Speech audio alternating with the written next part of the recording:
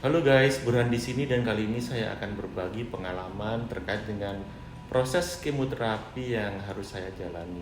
Dan ini adalah kemoterapi yang kelima. Programnya sendiri terdiri dari 6 kali proses kemoterapi dan tiap kali kemoterapi eh, diselang waktu 4 minggu. Jadi nanti total 6 bulan harus menjalani proses kemoterapi. Saya buat video ini karena banyak teman-teman saudara yang bertanya bagaimana sih prosesnya kemoterapi. Saya nggak tahu ya bagaimana yang dijalani oleh pasien-pasien yang lain, karena setahu saya memang metode kemoterapi itu cukup banyak ragamnya. Kalau yang saya jalani mungkin bisa dilihat ya, ini ada 2 ampul. eh, Pertama kali itu biasanya dimasukkan endoxan, kalau yang buat saya itu 2 jam, kemudian masuk premed untuk anti alergi dan obat-obat untuk meringankan efek samping, dan kemudian 2 ampul ini masuk berbarengan, rodoxorubicin sama dacarbazine, itu 24 jam habis. Setelah itu lanjut lagi premed lagi untuk meringankan efek sampingnya. Habis itu masuk lagi yang semacam ini 24 jam lagi sampai 4 hari berturut-turut. Dan sebelumnya ada observasi sebelum masuk kemoterapi, dan setelah kemoterapi juga ada observasi. Jadi total 6 hari harus opnam di rumah sakit. Untuk masuknya obat sendiri yang biasanya kan lewat tangan ini ya, harusnya biasanya lewat tangan.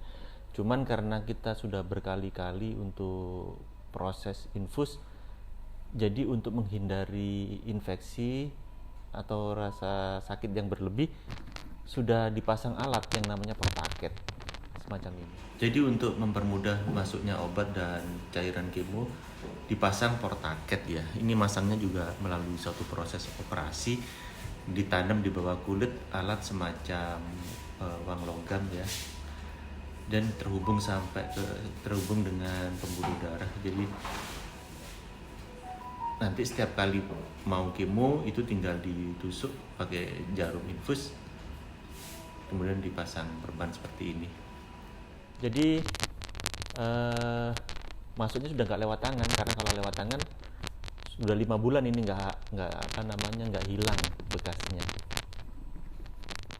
Aku sendiri harus menjalani kemoterapi karena ada istilah medisnya soft tissue sarkoma. Jadi awalnya ada benjolan di paha sebelah kanan dan ternyata tumor, dan setelah tumor itu dioperasi, diangkat, dilakukan pemeriksaan patologi, dinyatakan itu tumor ganas. Jadi disarankan dokter untuk melakukan proses kemoterapi untuk memastikan sel-sel tumor tersebut bisa dipastikan mati dan tidak menyebar ke tempat lain. Awalnya sih memang pada saat disarankan dokter untuk melakukan proses kemoterapi pasti kaget ya, pasti shock. Kemudian pasti banyak berpikir apakah proses kemoterapi itu harus saya jalani atau harus mencari metode pengobatan yang lain, karena pasti kita banyak mendapat masukan ya untuk kemoterapi itu banyak efek sampingnya. Di sini saya tidak akan membahas mana metode yang lebih baik karena saya bukan ahli pengobatan, jadi itu pilihan masing-masing.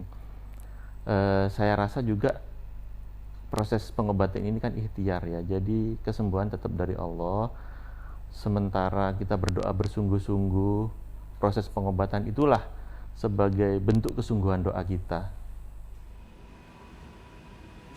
Untuk efek samping sendiri yang saya rasakan yang paling umum adalah mual, kadang-kadang muntah, kadang pusing, kadang lemes. Tapi untuk kemoterapi yang kelima ini rasanya sudah jauh lebih ringan dibanding kemoterapi yang awal-awal. Mungkin tubuh juga sudah beradaptasi.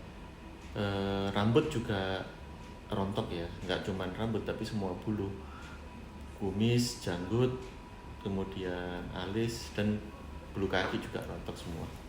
Mudah-mudahan nanti setelah proses kemo berakhir bisa kembali tumbuh ya.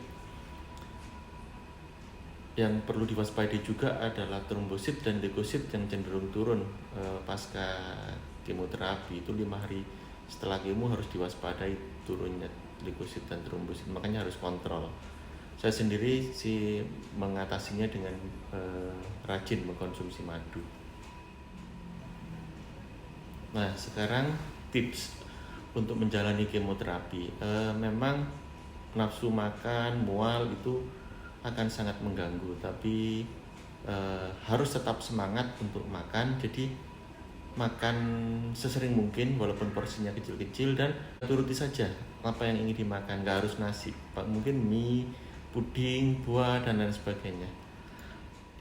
Terima kasih sudah bersedia menyaksikan video ini sampai selesai, dan sebagai bentuk dukungannya saya mohon doa untuk kesembuhan saya dan juga dukungan dalam bentuk like, subscribe, dan share. Dan buat teman-teman yang sekarang juga menjalani proses kemoterapi, tetap semangat ya. Terima kasih.